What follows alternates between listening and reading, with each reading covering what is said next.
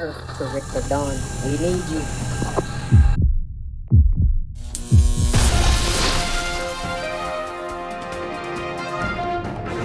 Yo, so just got back from the movie theater. I just saw it together, and let's talk about it. First off, I don't have a clue as to how to break this movie down in a way that helps you really understand what I just saw. I think I need to start with this piece right here. This is probably the first relationship horror that I've ever seen. Like, I think this movie created a new subgenre of horror films. Like, this is a relationship horror. Believe it or not, it's about relationships, it's about a couple. And I'm not exaggerating when I tell you this. Watching this horror film made me and my wife get closer. I'm not joking. I'm not kidding you. I thought that this was going to be a run-of-the-mill horror film. We see it, we leave. It's going to be about two people that are magnetic, and if they get too close to each other, they melt together. It is not that simple. It's not that simple. This movie is insane. And I don't know if you can tell, but I'm trying to keep it as vague as possible because I know that some people want to go in a little dry. Perhaps they clicked on this video because they just want a little bit of a teaser about what this film is about. I just gave it to you. It's a relationship horror, and don't be surprised if you love your significant other a little bit more afterwards. Don't be surprised. I took my wife to see this, and she was completely paranoid because for whatever reason, I'm not sure who made this decision, but this movie has like 72 previews. And I'm telling you, like, we could have just sat there, bought some popcorn, watched the previews, and left. Because after the previews was over, I'm like, all right, that was a good movie. I'm talking about 73 previews before the movie start. Like, they need to change that. So my wife is looking at all these previews, and she's saying to me telepathically, like, what in the F do you got me here watching? Because these previews are terrifying. When I say get there a little early so you can see all the movies that's coming out, some of the scariest stuff out there is coming out. And unfortunately, it misrepresented the movie because the movie was not that scary. Now, don't get me wrong, there was some scary parts in it. Like, there's one jump scare where the young lady smacks into the window. That scared my wife so bad that she almost had a problem. But no, the previews are scarier than the movie itself. So don't let the previews scare you out of the theater. I don't know what the heck these people coming out with. They're coming out with some crazy stuff. But yeah, so don't be surprised after this movie over. You appreciate your significant other a lot more. You just want to hug them. And like, seriously, we sitting there watching the movie, and by the time we get to about, I will say, 3/4 throughout the movie, we like hugged up because like the movie is making us really appreciate each other that much more. And I don't know if that was intentional or what, but goodness gracious, that's what happened. So look, if you want to know if you should go see it, of course you should consider it. I would say that as far as a rating is concerned, this movie falls between a 6.5 and an 8.5. I think most people would have that experience. I can totally see some people going into this film saying to themselves, yo, what was that? It was just too weird. It was strange. Those are the 6.5 people. But I can completely see some people going in like, yo, that was insane. That was crazy. I didn't expect to see any of that. And that was completely original and unique. Those are the 8.5 people. As for myself, I'm more like a 7.5, 8 person. I thought it was amazing. It was fun. It was great. And only time will tell if you feel the same way I do. Let's talk about a little bit of the story. Don't want to get too detailed. I feel like I'm probably going to do so anyway. So if you want to see the movie, I would say this is a good time to leave and throw a like on the video before you do. But it follows this couple, and they're having some issues.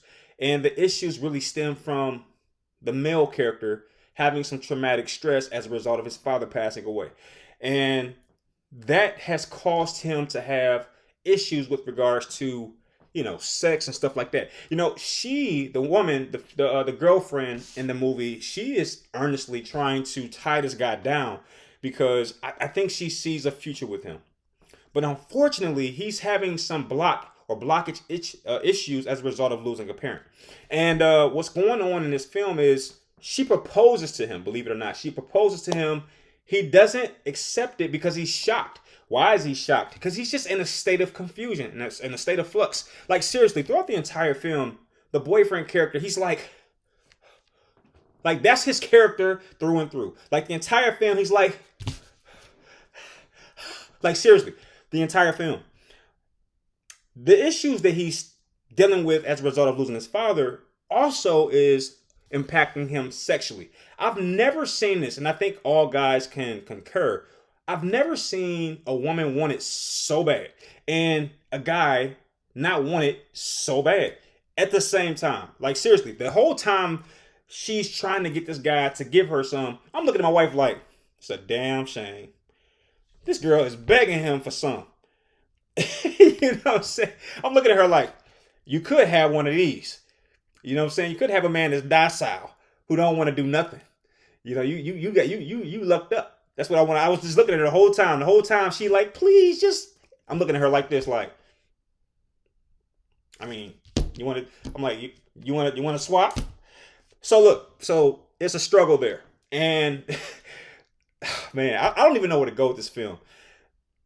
I don't want to. Okay, check it out. So this is what happened. This is what happened. The movie comes on kind of crazy because you see a search party looking for a couple, and you don't really know what's going on. You're kind of confused. The couple must have got lost, and they have some cadaver dogs or some dogs looking for the couple as well. And the dogs happen to stumble into this little pit. It's a pit, and inside this pit is this circular pool. And if you know a little bit about what to expect from the film, you know that this pool has some sort of magical power. The dogs are drinking of the water from the magic pool, which is customary for a dog to do. And just after that, once they come out of the pit, we see that these dogs are just like different. They're different now. They're not acting like dogs anymore. They're staring at each other with this blank look. And then as time starts to progress, they meld together in the most terrifying way, right? And then it cuts to the actual movie. That's just a little setup to let you know what you're in for. So they cut to the actual movie, and they're all at a party. It's the boyfriend character and the girlfriend character. They all like partying with friends. And out of nowhere, the girlfriend character gets on her one knee, and proposes to the guy character. It was weird because she didn't have a ring. She just did this. I said, if I would have did this to my wife, like, hey, so would you marry me? She would have slapped me. So she does that, and he's so confused, and we don't know why he's confused as he's confused because we haven't seen enough of the movie. But he's confused, and that confusion causes the entire party to get kind of awkward because they're all expecting him to be excited. First off, I think that she proposed to him out of nowhere. I don't think anybody at the party knew she was going to do that. But once she did it, he didn't respond quick enough or at all. And this caused everybody to get kind of like, okay, everybody, good night, everybody. So that happens, and then they're in the bed, and they're talking to each other. He's like, babe, I didn't really mean to. I could be an actor. Babe, I didn't really mean to. I didn't even know you were going to do it. I didn't even know you were going to do it. That's how he was talking the whole movie. And she's like, you know what? It's fine. It's fine. It's okay. Then it cuts to this crazy part. And it's weird because this movie's scariest part happens in the beginning. Like, the rest of the movie is manageable. But the beginning is like where the biggest scare is because he's in the bed with his girlfriend and we're seeing them talk. And then out of nowhere, it kind of cuts to this new scene where they're still in the bed, but things look a little blue. And now that I look back, it's kind of like the director's way of saying that he's in a dream state. And we look at his girlfriend because he's kind of like waking up a little bit, kind of like groggy eyed. And he looks over to his girlfriend and she's got her back turned and she's saying things to him. Now, the things she's saying to him, she was wrong for saying these things. She like, you ain't gonna ever be nothing. Stuff like that. Then she says something to the effect of, hey, you know I can't sleep. Like, imagine me like turned the other way. You can't see my face, you can't see my mouth moving. And you hear this voice. She's like, you know I can't sleep with them watching us like that. And we're like, who is she talking about? It's just them two in the bed. Then it pans across the bed to the boyfriend's mother and father. Just so happens the mother's face looks absolutely terrifying. Like, this is the scariest part of the film. And the father seems to have passed away. And it's just terrifying the way that they did it. I feel like the makeup department deserves a raise for how well they communicated the mother's face and even the father for that matter. So we find out that the reason he's having so much confusion, the reason he's having issues with having sex with his girlfriend, all these things stem from the traumatic, events that have taken place in his life via his father. Now, Here's what the girlfriend of the movie thought was going to happen. She thought she was going to propose to the guy, and then they were going to move off the grid into a new cabin. She had got a new job somewhere else, and she was basically moving out of a big town to a small town. That is not exactly what happened, because he didn't say yes to the proposal, and he's also not proposing, and he's also not giving her intimate needs. You know, he's not doing a lot of things, and he doesn't have a job. He a dog. No, he ain't a dog. He's a nice guy. He didn't have a job. As a result of the traumatic stress he was going through. He was 35. He was a musician, so that was like his only job. He was kind of like a creative guy, creative spirit. While she, on the other hand, had an actual profession. She was a teacher. So they moved to this new place, and it's kind of isolated. It's only like two houses on the entire block. We'll get to that a little bit later. There's only two houses on the block, and we find out that they're just trying to figure it all out, like any other relationship or any other couple. Which is why I say this is the most relationship-driven movie that involves horror that I've probably ever seen. Seriously. But anyway, they decide to go for a little hike just to kind of understand the layout of the surrounding area. And the boyfriend character, he falls inside of a pit. And then we don't really know what's going on. We don't. Wait a minute. Let me backtrack. I think we do know what's going on because we saw the dog drink from this pit. But he falls into this pit. And the reason I said we don't know what's going on is because there's a bell, like the Taco Bell bell. There's a bell in this pit, and it has a sun on it. So that's the part that's a little confusing. We know that this bell has some type of magical source or some kind of magical power, but we don't understand it completely by this point. So anyway, when he falls into the pit, she tries to save him. She's unsuccessful. They both fall into the pit, and like nobody would ever do, they set up shop. Like seriously, if the average person falls into a pit, they're going to be spending however long it takes to get out of that pit. Not this couple. For whatever reason, when they fall in, they say, hey, we might as well just set up shop overnight. Said nobody ever. So they set up shop. They start to create fire, and they get thirsty. All right. And their water source is limited. They got wine, a bottle of wine, and they also have a jug with a little bit of water in it. He gives the water to his girlfriend. They kind of split the wine, but as time goes on, the boyfriend gets thirsty again. And guess where he drinks from? He drinks from that magic pool. Okay. So he drinks from the magic pool. I'm not even sure I saw the girlfriend drink from the pool. I think I just saw the boyfriend character drink from the pool. And once they get out of the pit and kind of move on with their life, we start to see these very subtle changes that happen throughout the day. It turns out that he just doesn't seem to be able to get away from the girlfriends. Like he's having this compulsion to just follow her no matter where she goes, and it just gets crazier and crazier and crazier. So much so that by the time you get to the middle of the movie, she's also been affected by this magnetic force, and we see a little bit of it in the cave. Okay, so while they're sleeping, their legs get jammed together. It's almost like someone put glue on his leg and then put glue on her leg and just kind of held it together for, I guess the night. And by the time they woke up, it was like, hey, what's going on? And they equate it to it being some kind of sticky mildew because they don't quite understand what's going on at that point. But it turns out to be so much more than sticky mildew, right?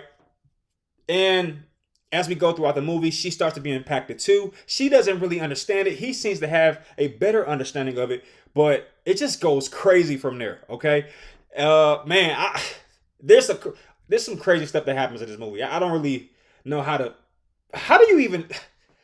Yeah. So anyway, turns out that there's this guy who is the only neighbor on this block, and for whatever reason, he is in this weird cult, and they had this kind of cultish church type deal, and for whatever reason, it got sucked into the earth, and that's what explains that little pit and that little water source down there. And that guy, who I thought was a guy, was actually two people in one. Because what this film is trying to communicate to the average couple is, hey, when you become inundated or in a relationship with somebody, the two entities do become one, right? And for me, when you have a child with your significant other, that child is the one, right? But what this film is saying, no, No children, even no children necessary. Like you're gonna literally become one person. So that guy that we were seeing, who also worked at the same school as the girlfriend character, that guy that we're seeing is actually not a singular guy. It turns out it's two guys because the guy was married to another guy, and they went through this ritual via that magic pool to become one person. So when we're looking at this guy, it's actually two guys turned into one. It's insane. I'm just listening to myself talk about it. It's crazy. And he knows the entire time what this couple was about to experience. But we don't know that. We're still looking at him as a singular character, a good guy. We didn't even know. I didn't even know he was supposedly, that until he kind of like spilled the beans. Because the way that the movie tries to posture it is that guy that she works with, that's really two guys, but that guy that she works with is actually hitting on her. That's what the movie is trying to get you to believe. But he's not into that. If you get what I'm, if you're picking up what I'm laying down, he's not really into that. And we also think that she is kind of falling for him, especially since her boyfriend is not able to give her what she needs. So it's like we're trying to figure it out. Like, wait a minute, does he like her? Does she like him? But it goes left, and that's the furthest thing from what's happening, as you could probably imagine.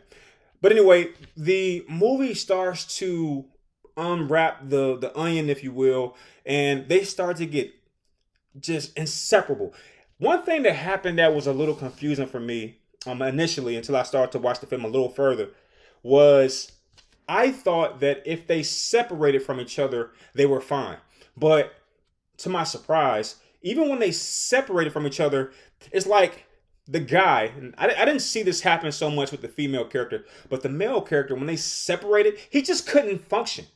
And there was this point where she tries to like push him away, like, hey, go back to the old town. He has some music gigs, and he was like, hey, can you take me to the train station? I want to go back home and do these music gigs. But he can't even get on the train because this force field is pulling him back to his girlfriend. It's crazy. It's crazy. The force field is pulling him back to his girlfriend. It's like he can't even function.